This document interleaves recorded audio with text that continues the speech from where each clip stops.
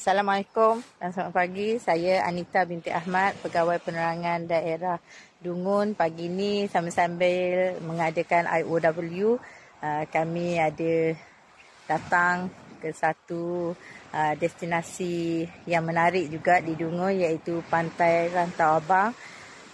Tapi yang tak best lah kan, yang tak best bila kita tengok banyak sangat sampah, botol mineral, banyak sangat sampah yang orang kata menyakitkan mata.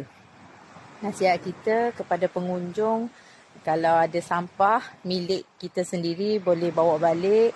Kita datang ke pantai, kita bawa sekali dengan plastik ya, untuk kita letakkan sampah kita dan bawa pulang. Dan ni mungkin sampah yang dibawa oleh air pantai semasa banjir pada baru-baru ini.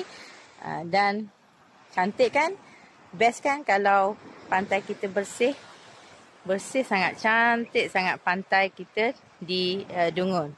Dan kepada pengunjung yang nak datang ke Terengganu, selamat datang ke Terengganu, dan kita jaga kebersihan kawasan kita dan kebersihan pantai kita. Terima kasih.